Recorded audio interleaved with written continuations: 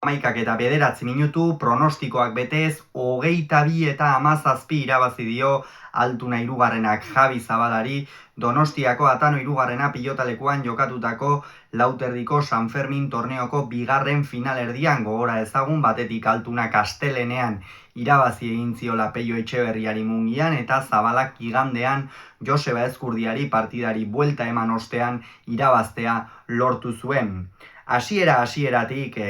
batetik Jokin Altunak Gorka Altuna izan du botillero, bestalde Javi Zabala aita, Konde eta Agirre Zabal izan dira epaile, eta hasieran partida oso berdindua ikusi dugu. Biak ala biak erritmo itogarrian jokatzen, eta fisikoki partida exigentea izan da. Zortzinakora arte oso berdinduta joan da, eta batez ere Javi Zabalarentzat funtsezkoa zen gauza bat ikusi dugu. Batetik defentsan ongi aritu dela, eta bestetik ezkergantxoa funtzionatu diola. Hor askotan Jokin Altunaren aurka tantoa bukatu behar izatea edo bukatzea ezinbestekoa da. Bestela Altunak tantoa gogor eta egonkor eramaten badu aurrera, tantoa berak egiteko aukera handiak egon ohi dira, eta alde horretatik Javi Zabala fin ikusi du, tantoa bukatzerako garaian batetik, eta bestetik baita ere defentsan, eta Jokin ere etzebilen gaizki, biek ala biek sakez sartu izkiote elkarri tanto batzuk, oroar Javi Zabala oso bizi ikusi dugu, baina 8 aurrera hautsi da partida, eta hor egon da partidaren momentu nagusia, momentu garrantzitsuena. Esaten da, pilota partida batean eta are gehiago buruz buru partida ezberdina daudela, 8 arteko hori bat izan da, eta hortikan aurrerakoa beste bat oso ezberdina esango duguna. Jokin Altuna erakustaldia ematen hasi da, erakustaldia. Tanto guztiak bukatu ditu, ikeragarri asmatu du, eta Javi Zabala tarte horretan behintzat partidatik ateratzea lortu du. Hor ikusi da Jokin Altunak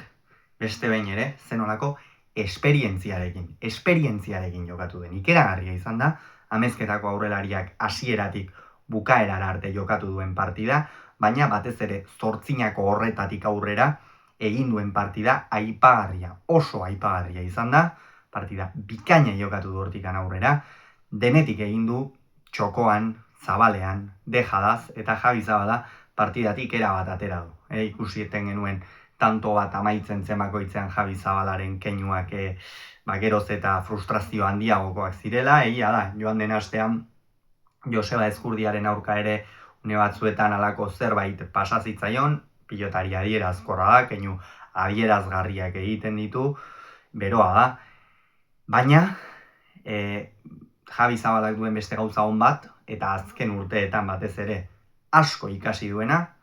partidei bueltak ematen izan da, berari ere askotan irauli izan dizkiotela norgehiagokak, zerrenda luze bat genuke hori aipatzen hasi ezkero, baina berak ere jakindu, eta azken urte hauetan hori funtsezkoa izan da lortu dituen arrakasta horiek guztiak lortzeko, lehengo urtean esaterako Mungian Jokin Altunaren beraren aurka Lauterdian San Fermin torneoko final laurdenetan lortu zuen partidari buelta eman eta partida irabaztea, gero Peñak berak eman zion buelta, Zabalak ongi bideratuta zuen norgehiagoka bati, eta gaurkoan Javi Zabalak ez du amore eman, azkenera arte. Jarraitu du, pilotan, aita botilleroak ere lagunduta, sakearekin asmatu du, eta une batean, horre 18 eta 12 jarri da Altuna aurretik, 16 eta 8 ere bai, baina 18 eta 12 hori une garrantzitsua zen, 16 eta 18 ere jarri da, eta hor, kezka sortu dio Altunari, batez ere tanto ilada eder bat egin du,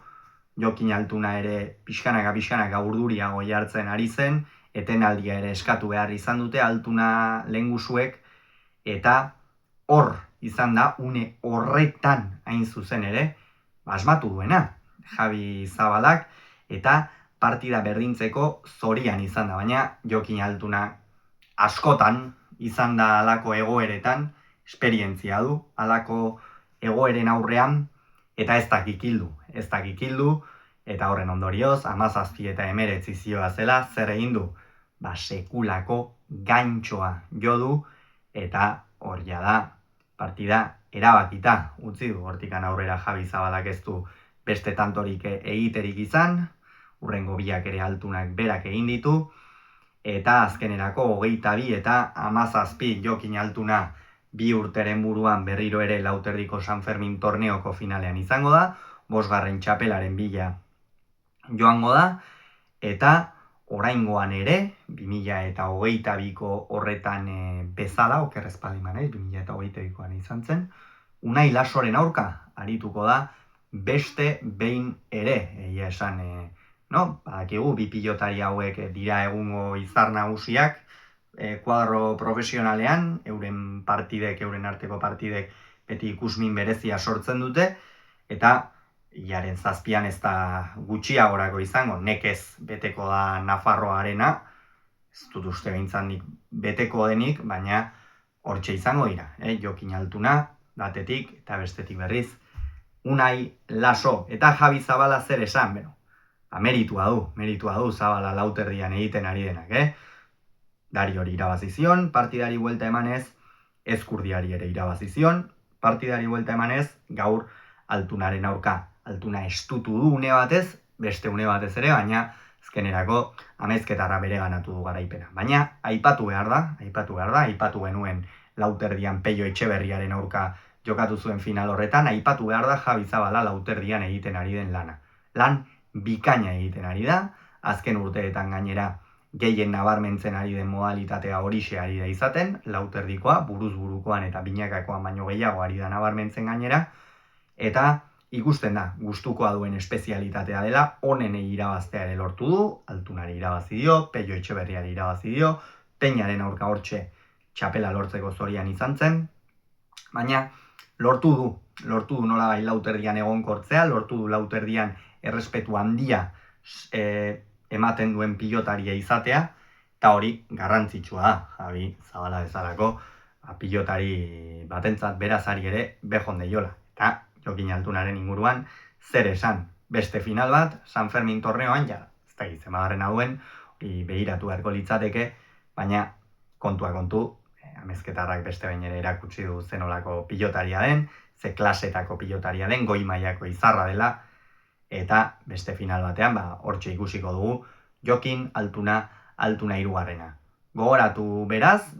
hau, Altuna eta Lasoren arteko norgehiagoka horren atarikoa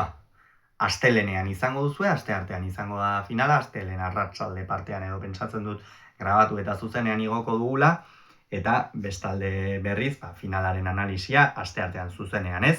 eta arratsalde gau partean izango duzu hemen kirolunean, baina San Fermin torneoaren jarraipen luze bat, nola ez, hemen kanal honetan izango duzu. Gogoratu beraz, Altunako 22, Zabalak 17 Donostian.